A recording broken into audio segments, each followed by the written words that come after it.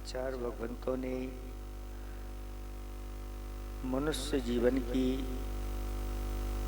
दुर्लभता बताते हुए कहा है कि यह मनुष्य जीवन बहुत दुर्लभ है। जैसे एक बहुत बड़ा बालू का समुद्र है, उस बालू के समुद्र में एक हीरे की किसी की कड़का गुम गई है और इतने बड़े बालू के समुद्र में उसको खोजना है। अगर मिल गई तो बहुत दुर्लभ है। एक चौराहा है और चौराहा निरंतर आने जाने वालों से वह चल रहा है और किसी की रुपयों की थैली वहां गिर गई, भूल से आगे जाकर के उसे थैली कहाँ गई, वापस लौट करके आएगा, मिलेगी। अगर मिल गई तो भगवान की बहुत बड़ी कृपा हो। एक समुद्र का इस तरफ का कोना है और एक दूसरी तरफ का कोना है और उस तरफ से एक हल्की जो डंडी रहती है उसको छोड़ा जाए और एक तरफ से हल को जिसमें वह डंडी फंसाई जाए उसको, और उधर से बहती हुई वो आ रही है इधर से ये, और एक दिन जाकर के बीचों बीच उसमें जाके फंस जाए। कितनी दुर्लभ है, बहुत दुर्लभ है।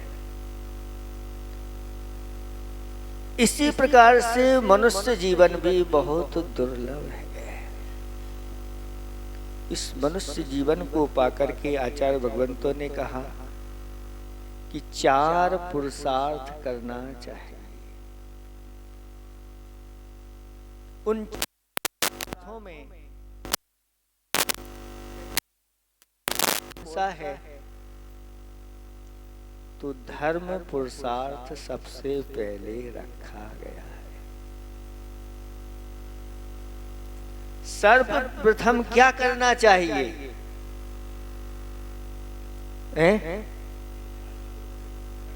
तो धर्म पुरुषार्थ सबसे पहले रखा, फिर इसके बाद अर्थ पुरुषार्थ को रखा, क्योंकि धर्म पूर्वक जो अर्थ पुरुषार्थ होता है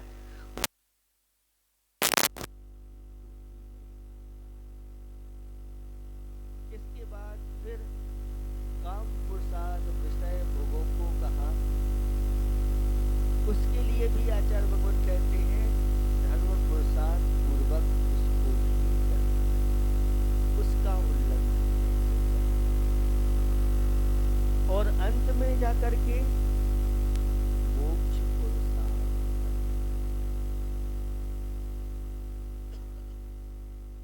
इस क्रम से जो करते हैं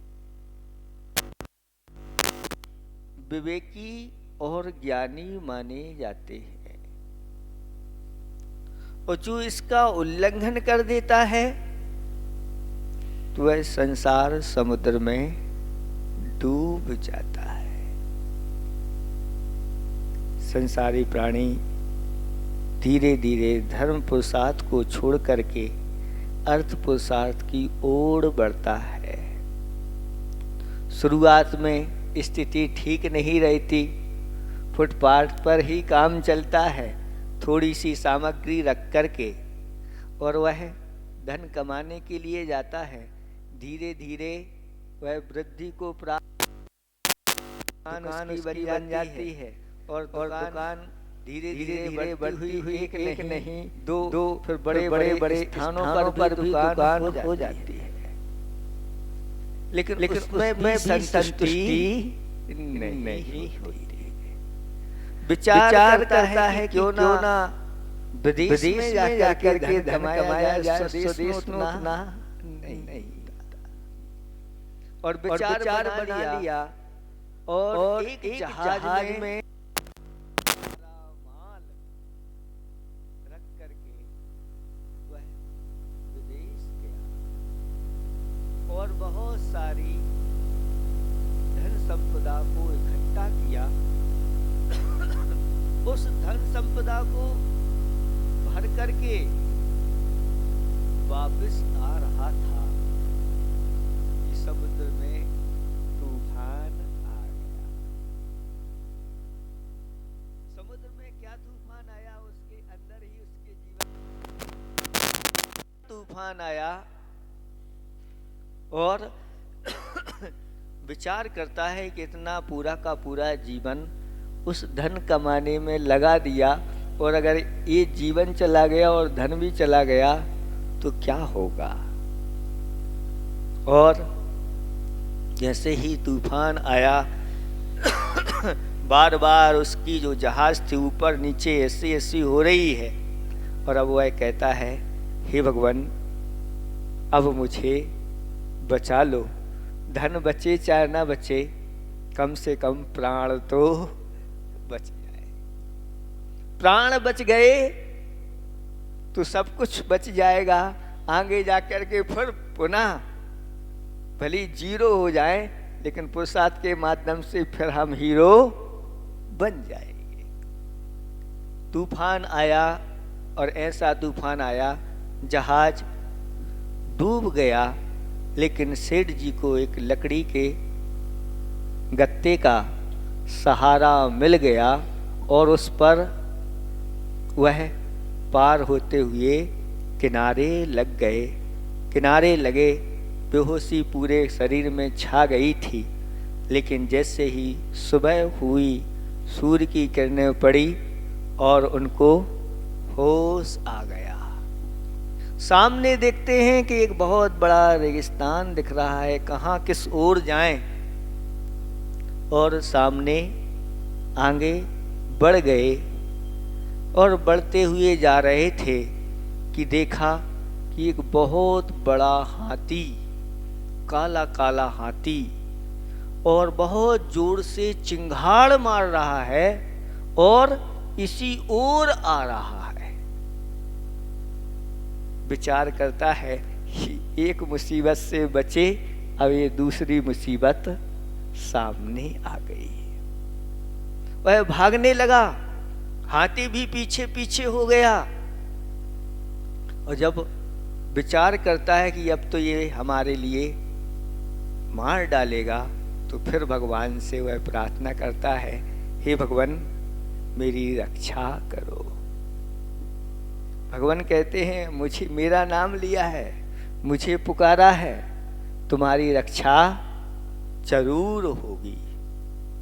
और सामने देखते हैं कि एक बहुत बड़ा बट वृक्ष खड़ा हुआ है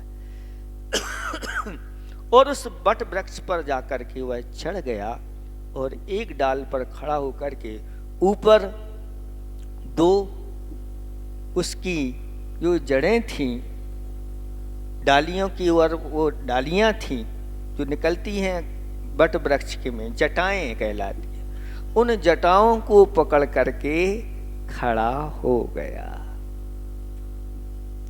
और अब कहता है अब मैं सुरक्षित हो गया। लेकिन वह हाथी अब भी नहीं माना। वह हाथी वहां पहुंच गया उस वृक्ष के पास और विचार करता है कि इस वृक्ष ने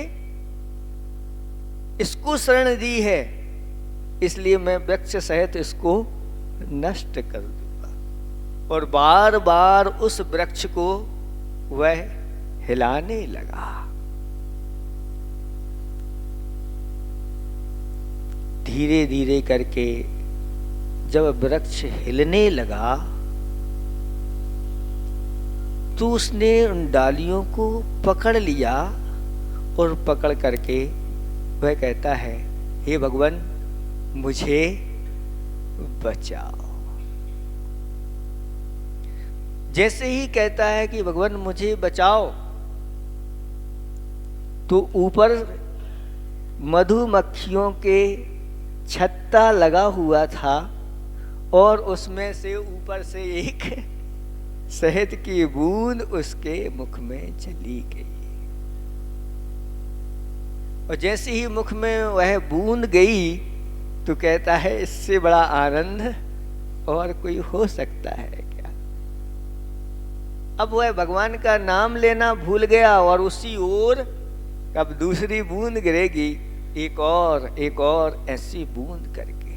लेकिन नीचे बराबर वह हाथी अपना पुरुषार्थ कर रहा है और यह इंतजार कर रहा है। लेकिन विचार आया कि अगर मैं गिरूंगा तो नीचे क्या है। तो नीचे देखते हैं एक बहुत बड़ा कुआं है। उस कुएं में 4 सर्प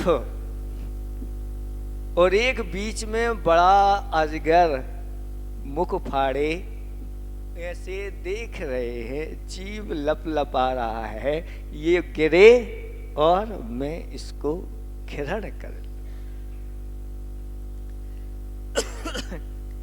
जिस जड़ों को जटाओं को वो पकड़े हुए हैं, देखते हैं कि 2 चूहे, एक काला चूहा और एक सफेद चूहा उनको काटने में लगा हुआ है।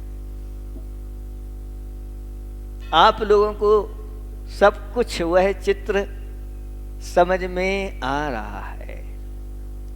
लगे हुए हैं, देखते हैं। मंदिरों में जब प्रवेश करते हैं तो ऐसे चित्र लगाए जाते हैं और उन चित्रों को वहाँ उसकी कथा नहीं लिखी जाती और चित्रों भी अपने आप में विचित्र होते हैं और पूरी की पूरी वह कथा कह देते हैं। शास्त्रों में दृष्टांत मालिका यानी ऐसे ऐसे दृष्टांत दिए जाते हैं जिन चित्रों के माध्यम से हमारे लिए बहुत बड़ी शिक्षा मिलती है। उस शिक्षा को ग्रहण जो कर लेता है वह संसार से पार हो जाता है और जो इस शिक्षा से कोई शिक्षा नहीं ले पाता वह डूब जाता है। अब स्थिति ऐसी है कि जब बार बार हिलाना प्रारंभ किया उसने तो मधुमक्खियां भी अब रोष में आ गईं, ये कौन है। और मधुमक्खियां छत्ते से हट करके यही व्यक्ति खड़ा है यहाँ पर और चारों तरफ से उसको काटने लग गई। जब चारों तरफ से मधुमक्खियां लगी तो वह घबरा गया और फिर एक बार भगवान को याद कर लिया, हे भगवान मुझे इन दुखों से छुटा लो। इतने में एक देव का विमान चला आ रहा था और इस दृश्य को देख करके उस विमान में जो बैठा हुआ देव था उसको दया आ गई और वह विमान ले जा करके उसके पास कहता है कि भैया तुम्हारी दशा तो बहुत गई बीती है, ये क्या है। हाथी नीचे से वृक्ष को हिला रहा है, आपकी जड़ जो जटाएं हैं उनको चूहे काट रहे हैं और ये मधुमक्खियां चारों तरफ से लगी हुई हैं। नीचे कुआं है, उसमें 4 सर्प हैं, अजगर भी है। चलो मैं तुम्हें लेने आ गया हूँ, मैं तुम्हें बचाने के लिए आ गया हूँ, चलो। तो वह कहता है थोड़ा रुको, ऊपर से और वह शहद की बूंद ले लेने दो, थोड़ा उसका आनंद लेने दो। आप आ ही गए हो तो अब आराम से चलेंगे। और इस प्रकार से बार बार वह कहता है देव चलो चलो चलो, लेकिन वह कहता है अभी थोड़ा और ले लेने दो। और यहाँ तक कि वह कहता है जाओ अभी मैं नहीं आता, अभी मुझे और आनंद लेना है। और हुआ यूं कि वृक्ष उखड़ने वाला है, उधर चूहों ने उस डाली को काट दिया है और वह अनबैलेंस हो गया और नीचे जाकर के उस कुएं में गिर गया और बीच में बैठा हुआ जो अजगर था उसने निगल लिया। जीवन लीला समाप्त हो गई। ये किसकी जीवन लीला है? ये जीवन लीला उसकी नहीं, हम सबकी जीवन लीला है।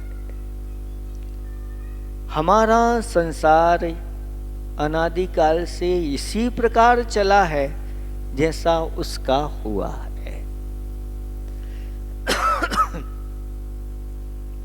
इस समुद्र क्या है? समुद्र एक संसार है और उसमें वह जीव है। जीव कौन है? हम सब जीव हैं। जन्म लेते हैं और जन्म जब हमारा होता है और हम रोते हुए जन्मते हैं और उस समय भगवान को याद करते हैं, भगवान कृपा कर देते हैं, ठीक है आगे और जीना है, तुम्हारी सब व्यवस्था हो जाएगी। माँ रहती है, उसको दूध पिलाती है, वह चुप हो जाता है। लेकिन जैसे ही जन्म होता है और मृत्यु रूपी हाथी हम सबके साथ लग जाता है, जिस दिन से हमारा जन्म हुआ है उसी दिन से मरण भी प्रारंभ हो गया है। सभी प्राणी एक आयु को लेकर के आते हैं और आयु प्रति समय उदय में आकर के खिलती रहती है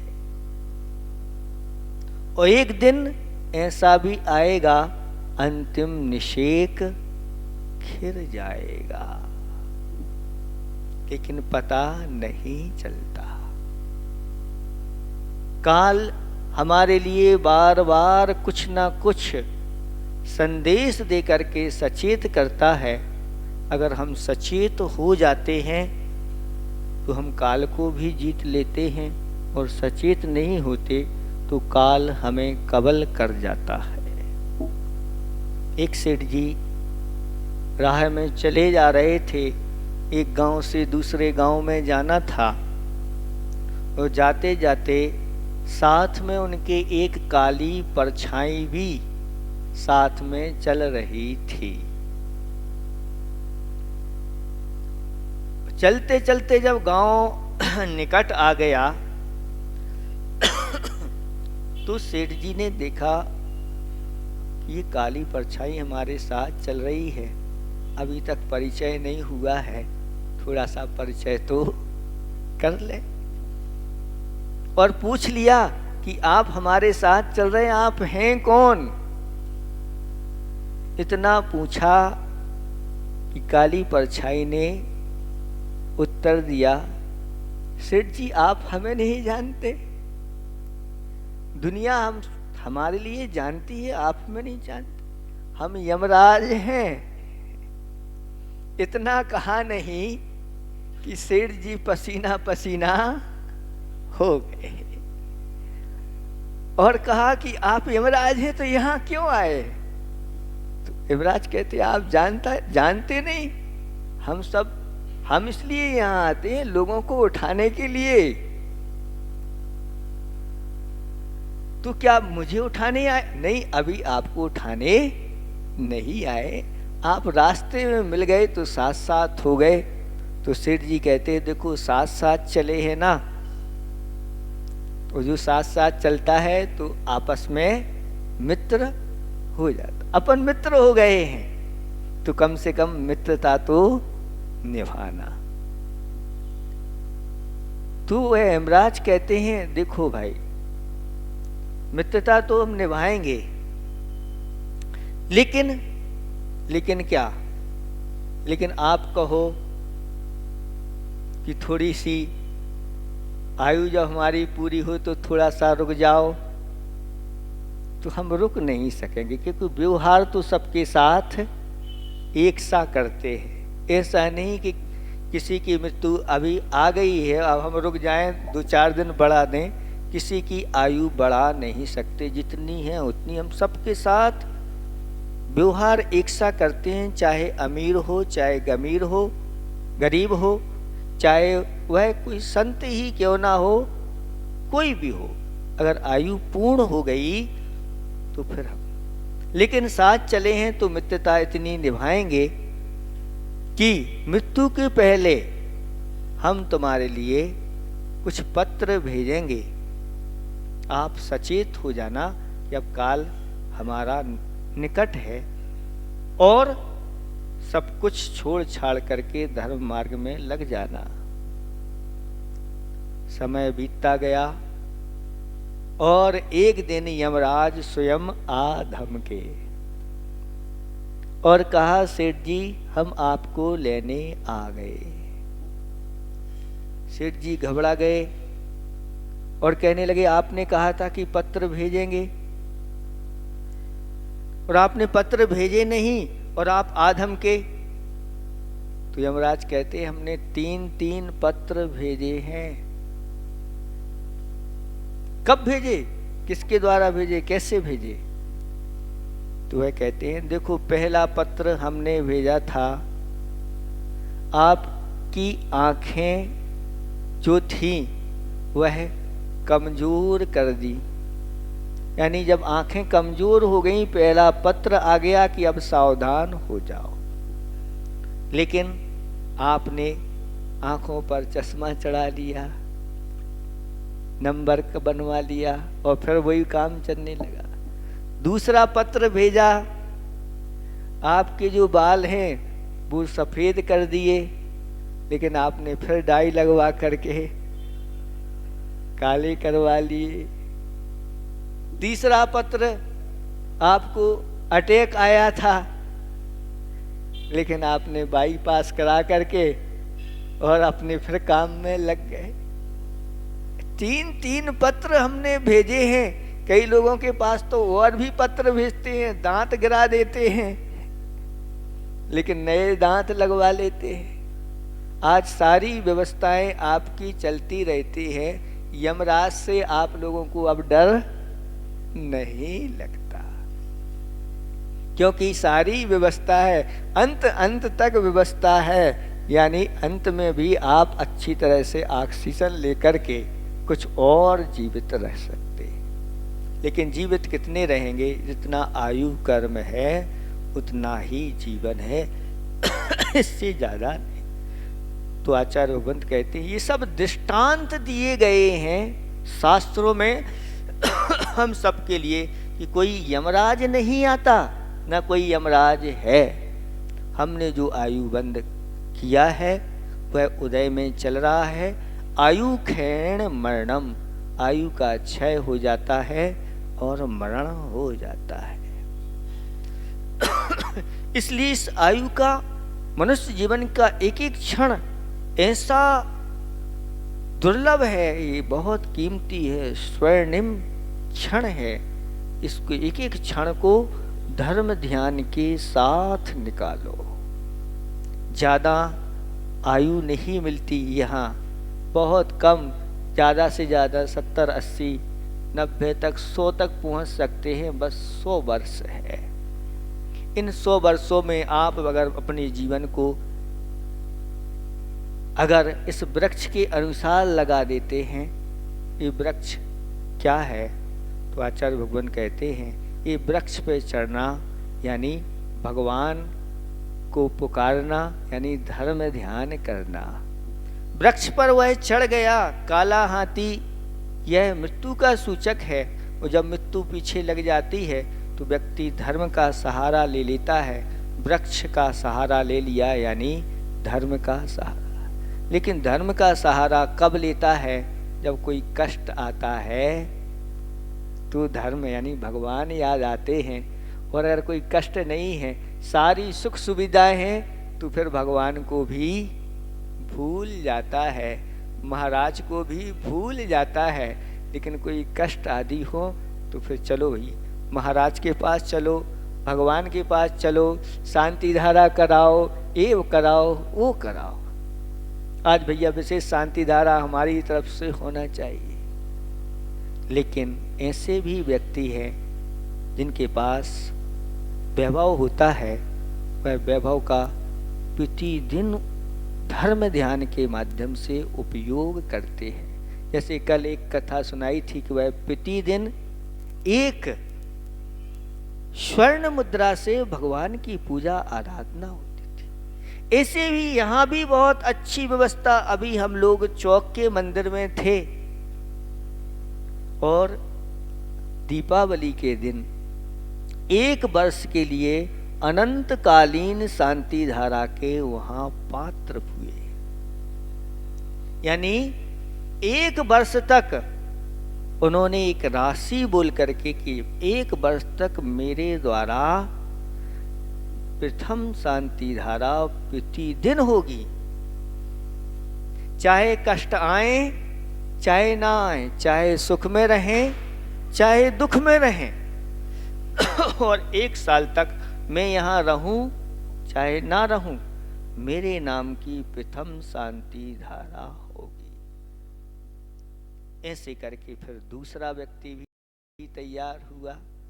विचार इन लोगों ने बनाया था कि मात्र 5 लोग शांति धारा करेंगे। पंत जी बैठे हुए हैं, 5 लोग मां शांति धारा करेंगे। पिछली बार 7 लोग तैयार हुए थे और अच्छी बड़ी बड़ी राशि 1 साल की पहले ही अपनी लिखा करके रख दी।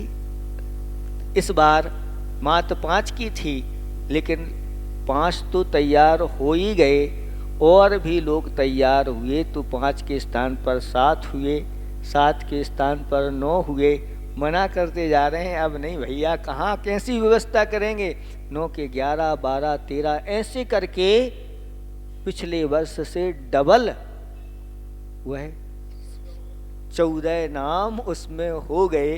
अब व्यवस्था इन लोगों को पिछले वर्ष से ठीक डबल राशि दे करके, और पिछले वर्ष जिन्होंने इस प्रकार की शांति धारा ली थी वो कहते हैं महाराज इनको अभी पता नहीं है, यहाँ तो ऐसे है लाखों लगाओ और करोड़ों पाओ।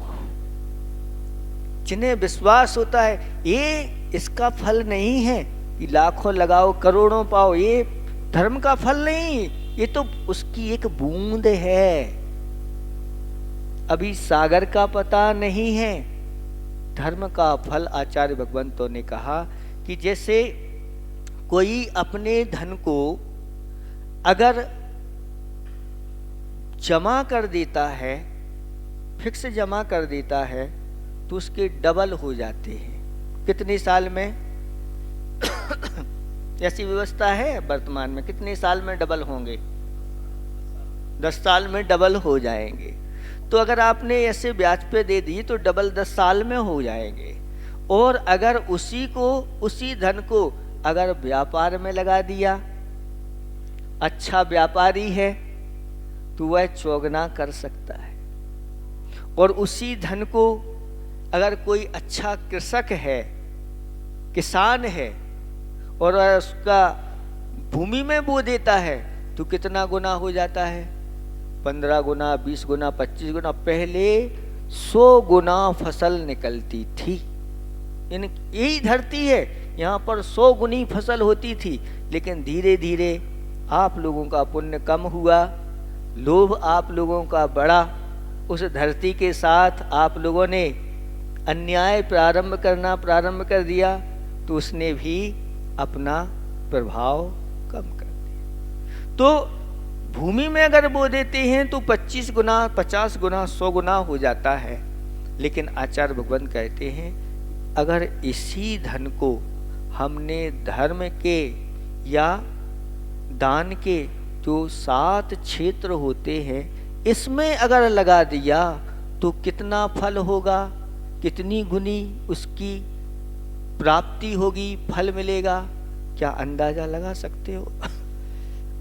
कितना गुना? तो उसमें लिखा अनंत गुणा फल मिलता है धर्म के क्षेत्रों में अपने धन को लगाने से।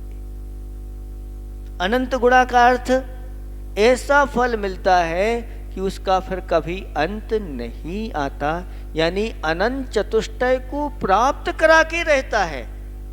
धर्म क्षेत्रों में जिन्होंने भी दान किया है, लेकिन दान होना चाहिए सही सही। सही सही का अर्थ होता है, आचार्य भगवंतों ने कहा कि बदले में कोई चाह नहीं रखी जाती। किम दान मना कांक्षम, दान क्या है? जिसमें किसी प्रकार की कोई आकांक्षा नहीं रहती। ऐसा दान सर्वश्रेष्ठ दान होता है। और यदवसरे दत्तम, जो अवसर पर दिया जाता है, जिस समय अवसर आया है और उस समय आपने दे दिया, वह आपका सामान्य दान नहीं माना जाता। और जब अवसर पर नहीं चाहिए, आपके पास खूब भरा पड़ा है, उस समय आपको ले भाई, तो अभी आवश्यकता नहीं, आप अपने पास ही रखो। और जहाँ जो आवश्यकता होती है और उस समय आपके हृदय खुल जाते हैं, तो एक बहुत बड़ा कार्य सिद्ध हो जाता है, एक बहुत बड़ी धर्म की प्रभावना हो जाती है, और वह ऐसा पुण्य का संचय कर लेता है, आगे जाकर के वह अनंत सुख को प्राप्त करता है, यानी अनंत चतुष्टय को प्राप्त करके अंत में जाकर के शाश्वत सुख को प्राप्त कर लेता है। ऐसी इसकी महिमा है। इसलिए प्रतिदिन हमारी ये आयु घटती चली जा रही है। आचार्य भगवान कहते हैं, जैसे जैसे आयु घटती चली जाती है, आपकी उम्र क्या होता है? बढ़ती चली जाती है। आप बड़े हो गए हैं, लेकिन आपका जीवन घट रहा है। आप बड़े हैं कि आपका जो छोटा बच्चा है वो बड़ा है। छोटा बच्चा इसलिए बड़ा है कि उसकी उम्र बड़ी हुई है और हमारी घट रही है, इसकी ओर भी ध्यान देना चाहिए। और इस संसार के चित्र को समझना चाहिए कि जब कष्ट आते हैं तो वह भगवान का नाम लेता है, और वह वृक्ष धर्म का एक रूप है, और उस पर वह डालियों पर खड़ा हो गया है। उस डाली के वो परिवारजन हैं जिनके बीच में वह रहता है, और ऊपर जो चूहे, एक काला चूहा है और एक सफेद चूहा है, एक दिन का चूहा है और एक रात का चूहा है। दिन का चूहा या अथवा एक शुक्ल पक्ष का चूहा है और एक कृष्ण पक्ष का चूहा है। इस प्रकार से निरंतर वह आयु इस प्रकार से दिन रात के माध्यम से कटती चली जा रही है, या शुक्ल पक्ष और कृष्ण पक्ष के माध्यम से ये आयु निकलती चली जा रही है। और ऊपर जो मधुमक्खियां, ये कौन हैं? तो कहते हैं ये हमारी मधुमक्खियां जो है वह अपनी ही संतान हैं, पत्नी आदि, जो बार बार पिताजी ये लाओ, पिताजी वो लाओ, ये चाहिए वो चाहिए, ये व्यवस्था करो, पत्नी आदि सारी चारों तरफ से लगी रहती है। और ऊपर से जो गिरने वाला मधु है वह क्या है? तो कहते हैं वह विषय भोग हैं। उन विषय भोगों की चाह बार बार बनी रहती है, एक बार में तृप्ति नहीं हो पाती है।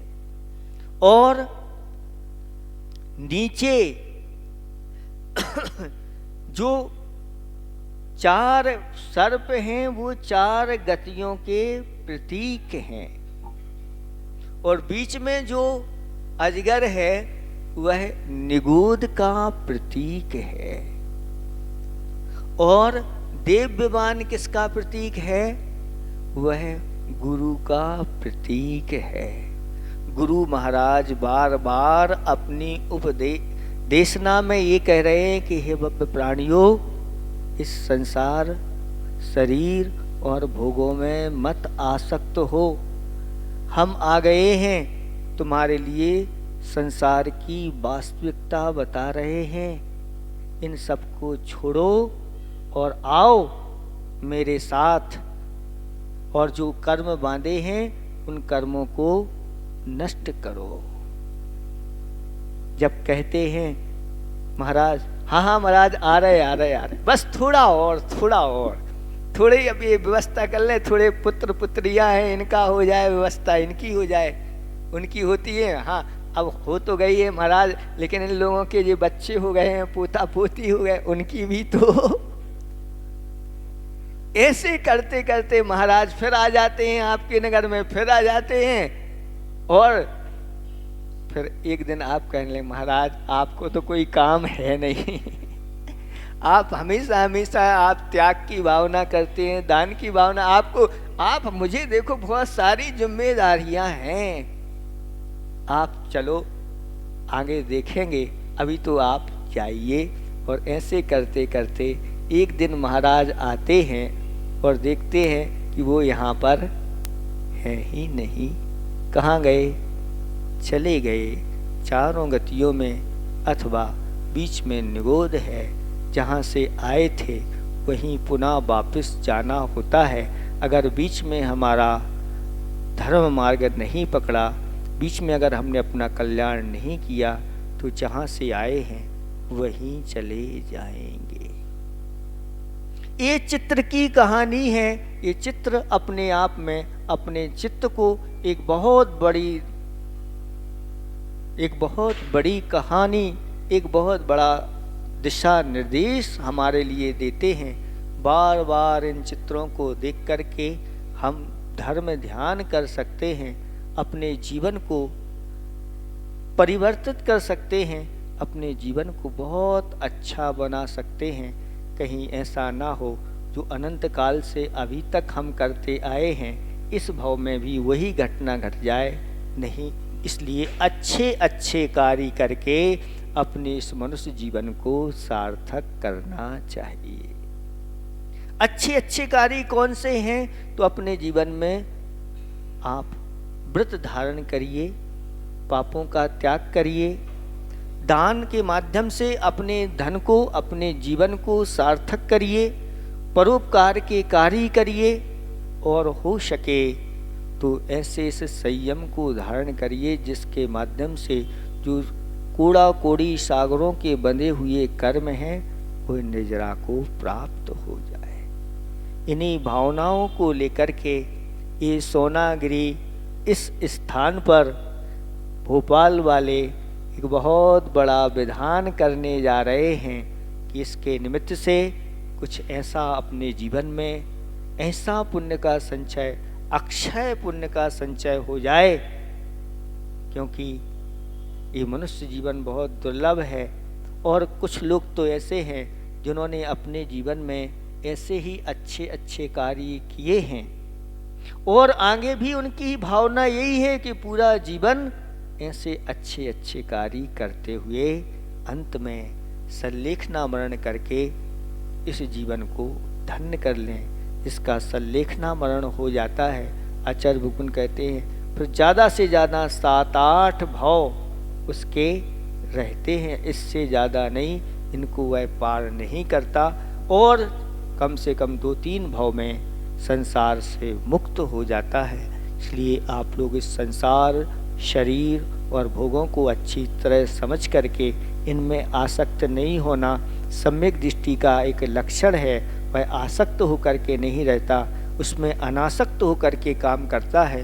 वो सच्चे देव शास्त्र गुरु की भक्ति में ऐसा तत्पर होता है कि वह निरंतर अपने संसार की स्थिति को घटाता चला जाता है और एक दिन मोक्ष को प्राप्त कर लेता है। जैसे भरत चक्रवर्ती आदि पांडव हैं, रामचंद्र जी आदि हैं, इन्होंने पूर्व भाव से ही अपने कर्मों की स्थिति घटाते गए और एक दिन सिद्धालय में पहुंच गए। हम सबको उसी सिद्धालय में जाना है। इन्हीं भावना के साथ अहिंसा परमो धर्म की।